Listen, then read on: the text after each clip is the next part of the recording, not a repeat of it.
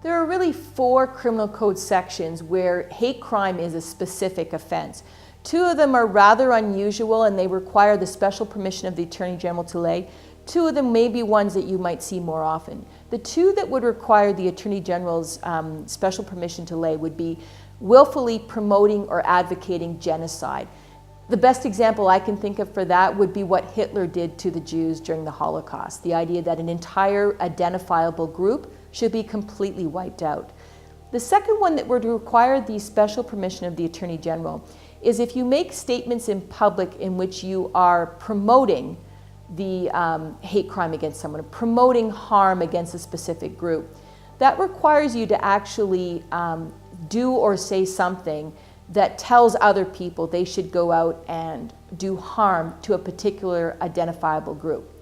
The other 2 offenses that are more likely would be one called inciting hatred against an identifiable group. Again, these are statements that you would make in public, and public can include things like social media, in which you may not actually tell someone go out and kill or go out and hurt a person of a particular identifiable group, but you say things that are so inflammatory and so strong that you might incite someone or encourage someone to go out and do that behavior. So you have to kind of have an idea that what you're saying is so extreme that someone could act on it. The other way, and the 4th offense that we might see in the criminal code that's hate crime, is a mischief offense. And so if someone goes out and damages property that has a religious significance, so going and attacking tombstones at a Jewish cemetery, for example, and painting swastikas on them, or throwing red paint on the Catholic Church, that type of thing, that type of mischief offense, when it's clearly motivated by some sort of bias or hate, can also be offense in the criminal code.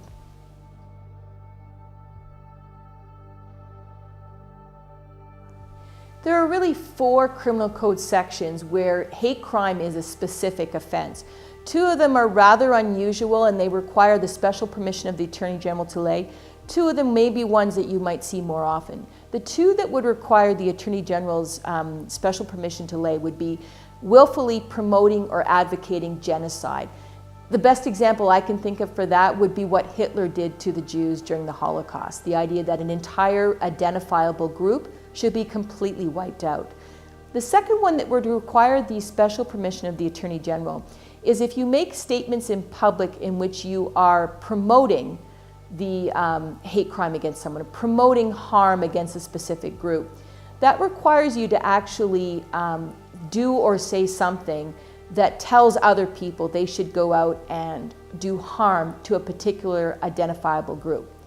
The other 2 offenses that are more likely would be one called inciting hatred against an identifiable group. Again, these are statements that you would make in public, and public can include things like social media, in which you may not actually tell someone go out and kill or go out and hurt a person of a particular identifiable group, but you say things that are so inflammatory and so strong that you might incite someone or encourage someone to go out and do that behavior.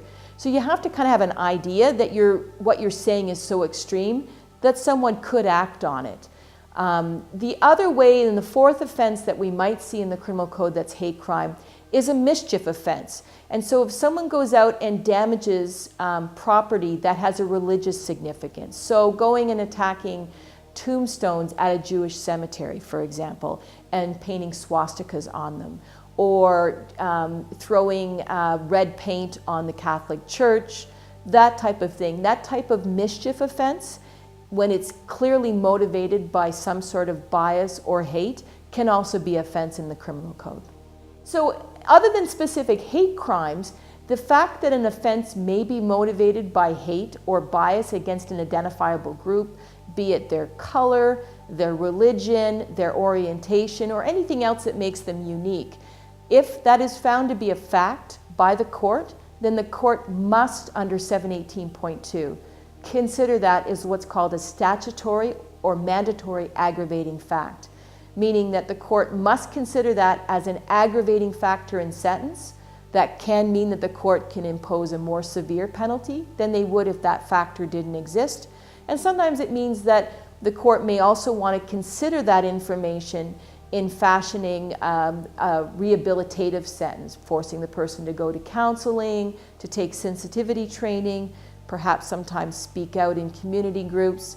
And it's also an important aspect because if it is found to be a fact, you will also want to consider getting a victim impact statement from the particular community group that was affected, because hate crimes don't just affect the person, they affect the community.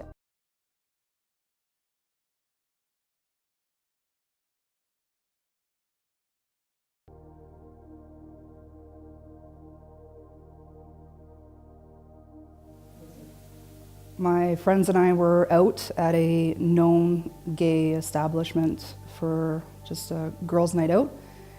When we came out of the bar, there was a woman outside who immediately began to call us fucking dykes over and over again. I was shocked and couldn't understand why that was happening. We tried walking away from her. I remember hearing a friend of mine yell my name, and before I even had a chance to react, this woman had jumped onto my back. As soon as I turned around to defend myself, she actually punched me in the side of the nose. I started bleeding and knew that at that point in time I needed to find a place of safety. I got some Kleenex to try and stop bleeding and immediately called the police. When Sergeant Reynolds showed up, it was the first time from start to finish coming out of that bar that I actually felt safe again.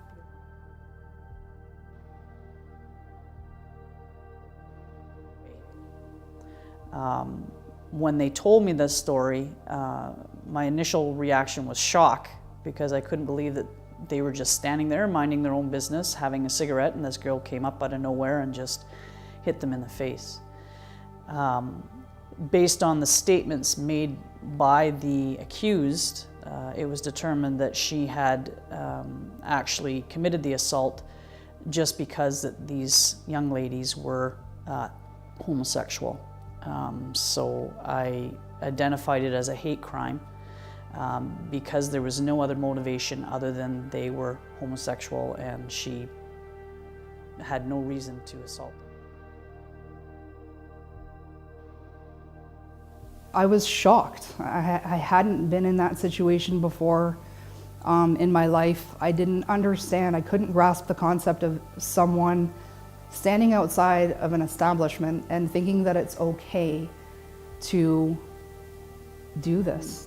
When she actually assaulted me, I went from being shocked to being terrified and thinking, I need to be safe. So I was shocked and a little bit sad that this could actually happen, and I felt bad for the people that were standing there because they didn't ask for this to happen, and they didn't do anything that would indicate they wanted to get into an altercation. They were just going out, having a good time with their friends, and this girl just decided to hit them for whatever reason.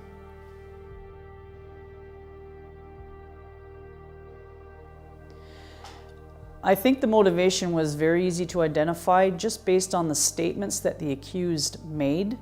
And also in the back of the car, when I was taking her to the station, the accused kept repeating these sort of statements that indicated that she had a real hate or hatred for people of, that were different.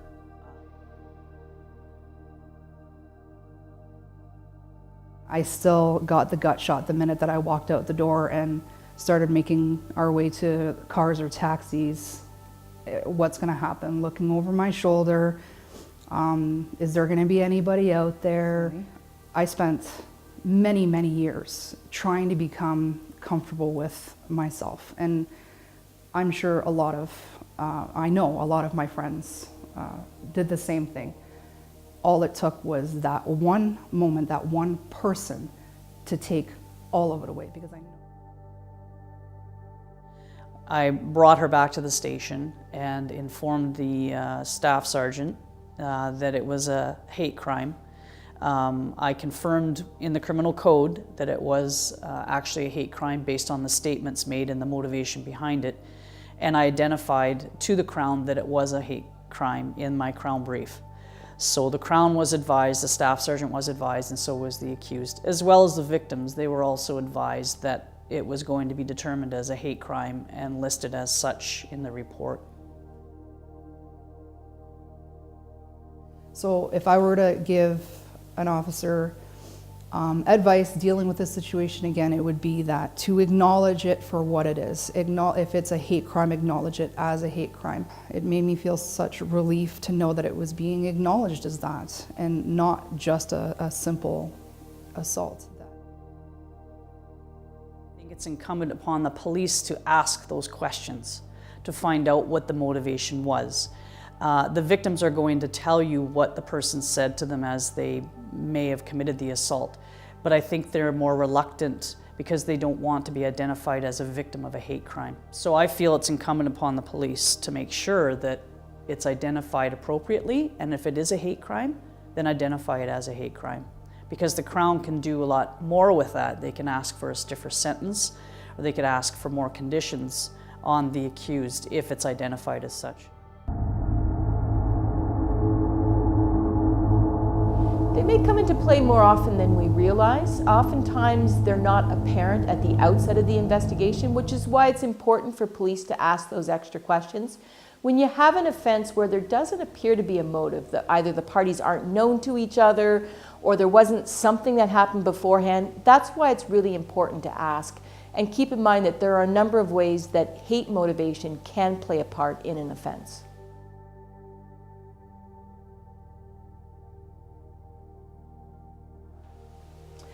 It depends on the officer and it depends on the training they've had. Again, it's always going to be important for officers to ask the questions, and sometimes what we see when we first get a file is male approached other male, they got into an altercation, victim ended up with a concussion, and no explanatory detail whatsoever. And again, that's why it's going to be important for officers to try and find out what the backstory is. The backstory will often give us the motivation, and it's the motivation will tell us if it's a hate crime or not.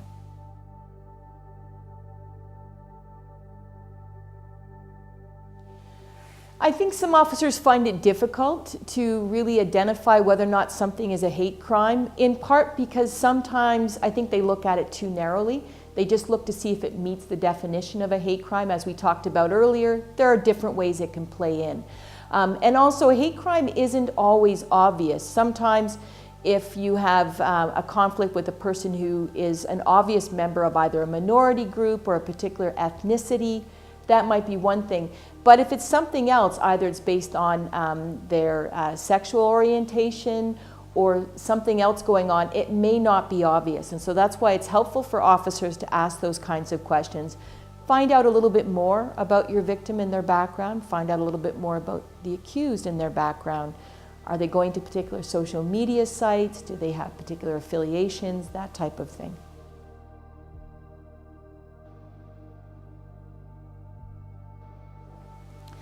I think the motivation in hate crimes has a much greater impact on victims than might be apparent. Oftentimes, if someone is a victim of an assault, they'll have some bruises, they'll be a bit sore for a few days, but they'll know that the assault was maybe because the person had too much to drink or it was just a bad day. With hate crime, the impact on the victim can bring up things from the victim's past, can bring up things from the victim's community if they're a member of a particular ethnic group. And so not only can it impact them in a real negative way, but it can also impact their community.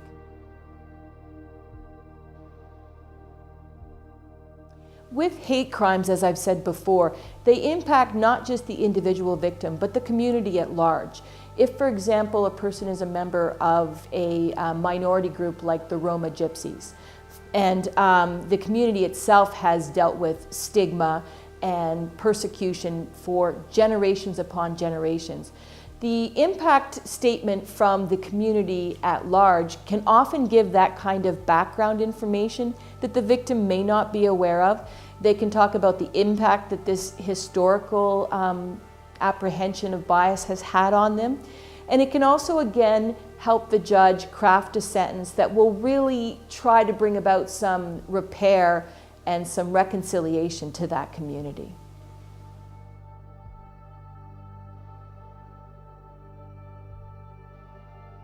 So the community impact is so important because hate crimes are a tool of oppression. That's how I see it. When one person experiences it, those around them see it occur and recognize that they are not safe simply because of their identity, which is beyond their control. And so that's why it's important to identify these crimes when they occur, to identify the hate motivation, and make sure that when we are speaking to them in court, we can convey the message to our entire community that this behavior isn't tolerated, it isn't acceptable, and it's not part of who we are as a community.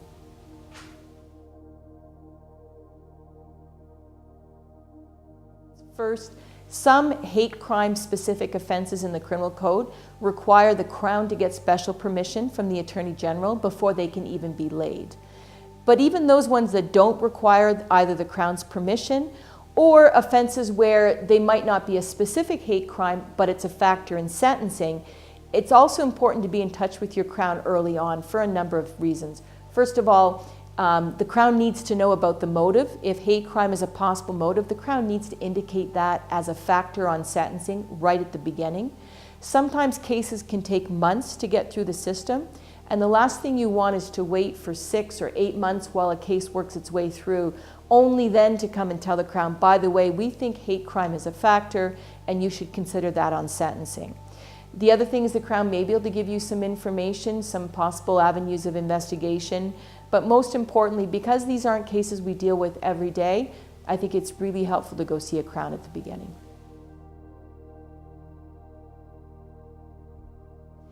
The final reason I would say that's important for a police officer to get in touch with the Crown is, as police officers and as Crowns, we're taught to look at who did it, what they did, when they did it, where they did it. We don't often focus on why a crime occurs, because motive generally is not something that we're required to prove in court. But again, because we've talked about the fact that it's going to be important to identify the hate crime for sentencing, that it may be important to get in touch with a community group, the community that the victim belongs to get a special kind of victim impact statement. The sooner you get in touch with your Crown, the sooner we can get that information, and we're not scrambling to try and find it 5 or 6 months down the road when we're at the sentencing phase of the offense.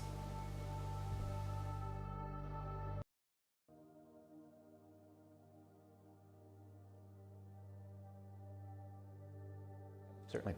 So there's a recent case I dealt with, a person in Thunder Bay charged.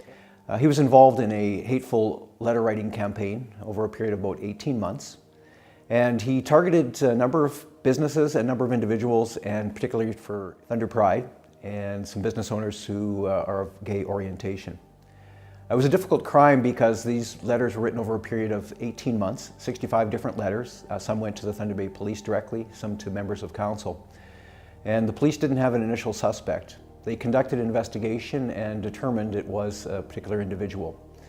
And once they had him charged, the court package I received contained all the letters, all the 65 letters, and it was clear that hate crime was one of the motivating factors for the offense. Some of the letters sent to regular individuals such as Thunder Bay Police and City Council members, the language was vile and violent, threatening to harm these individuals, but the hate crime letters specifically targeted the sexual orientation of various members of the community.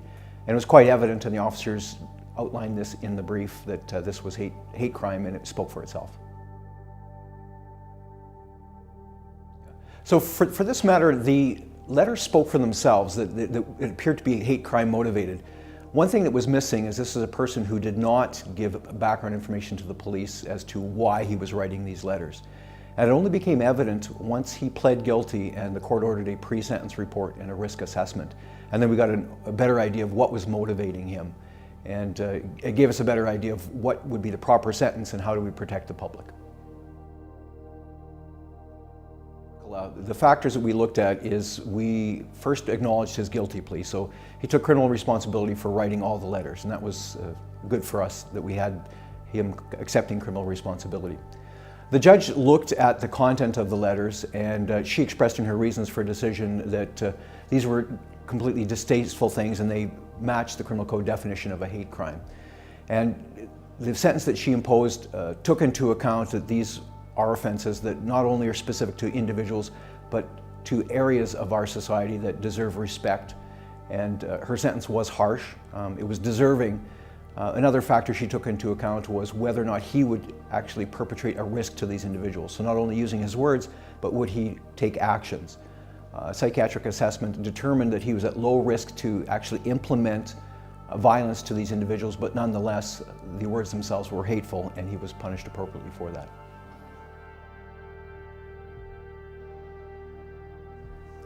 So dealing with victim impact of this matter, the individuals we know were impacted because they actually received the letters and they were the first-hand individuals to read the words, digest the words, and everybody was disturbed by the words. But it was particularly offensive to those who were targeted for their sexual orientation. And we know that they were disturbed just by applying our own common sense and human experience to what they went through. But we actually sought victim impact statements, and we received quite a few, not only from the individuals who received the letter, but from their family members, from their partners. And they really outlined that this is something that wasn't just simply one occasion, that this is something that's impacted them over and over again, pending the matter being concluded in court. When a crime is committed against an individual, we focused firstly on are the elements of the offense made out.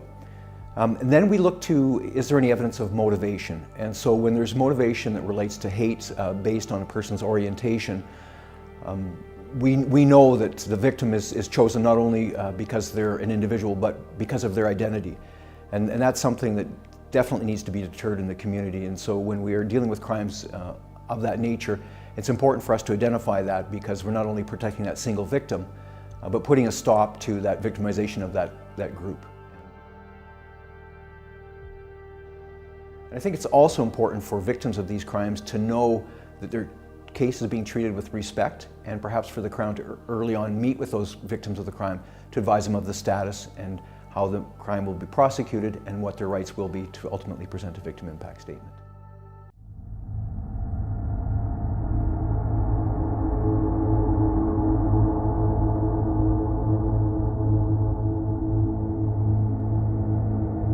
It depends on the victim and the victim's background. Sometimes the victims will take numbers as to victim services. Other times they will just call friends and take care of things on their own. Victims will feel isolated. They will feel that they have nowhere to turn, and even after they do go to the police, they still feel like they have a sense of paranoia because they don't know who the perpetrator is sometimes. And also, it also affects the broader community, because once the broader community gets wind of what happened, everybody feels victimized. It is important for the Thunder Bay Police Service to track these incidents so that we can capture an accurate picture of what's going on in the community. Also, so that we can allocate resources to combat this issue, but more importantly, so that we can gain the trust in the community as we deal with this issue. As a police officer, I know that knowledge is power. Any little information will help. For example, in terms of, let's say, drive-by eggings, I'll call them.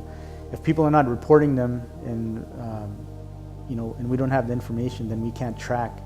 Even if a person has a description of a vehicle, description of people that are involved in this type of behavior, as a police service, we can take this information down and hopefully create some kind of database and keep track of this and hopefully catch some of these perpetrators. Advice to a Thunder Bay police officer that's investigating a hate or bias motivated crime or suspected hate or bias motivated crime, I would say keep an open mind, be empathetic, and try and get the best information that you can, and follow it up as much as you can with the victims.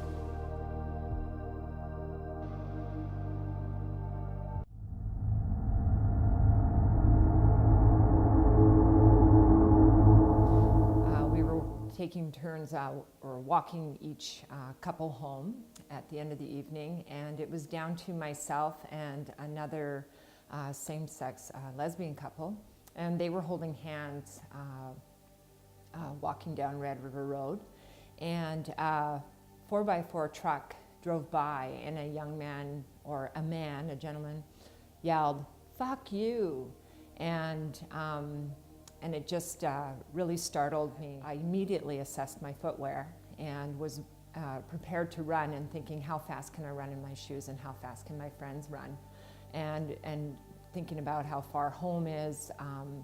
What would I do if they turned the vehicle around? What would I do, if they came after us, and what would they do to us? Well, my perception was that they were directing their hostility at our sexuality, not really anything that I felt was reportable. I think the piece that stood out for me was that how scared I was that it could happen. The thought I had was like, if I reported to the police, would I be protected? And how would I be perceived? And because of my sexuality. If we walk home, sometimes we'll go out on a Friday night, and we walk home and we'll hold hands, and I'm always watching. I'm always watching around me. If there's somebody ahead, we usually let go of hands. I've had an interesting reaction to 4x4s now. I kind of stereotype 4x4s, and sometimes there's really gentle, kind people driving them, but often I find myself not wanting to make eye contact, or a little leery of, who's driving that vehicle. I think that the awareness about hate crime in the community does make a difference for me, because I know that everybody's paying attention, and the concept of hate crime is being recognized, and I feel like if a crime, say that incident that happened that night, did turn into a hate crime, that I would be protected.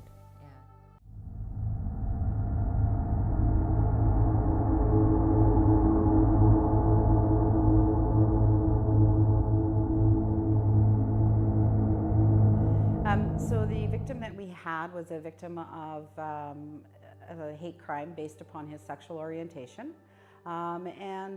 With his consent, we attended to his home. Our volunteers attended to his home, provided some emotional support to him. Then through our VQRP program, we were able to provide counseling services for him.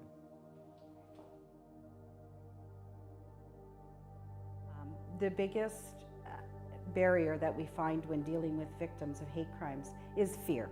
Fear of retaliation, fear of isolation, fear of not being believed, and coming forward, having to tell their story. They don't need to initiate the police in order to initiate our services. They can call us themselves, and we can attend, and then we can help them if they want to go down to the police station and report that incident, and sit with them while they do that. So it is about providing that support to them.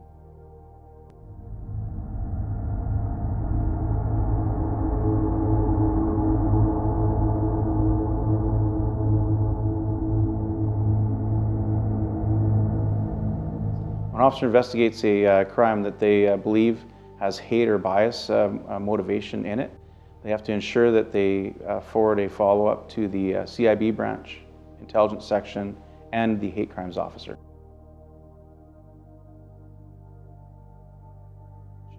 So the biggest thing an officer can do when they're investigating a crime is ask the questions, but make sure they listen and hear what someone has to say.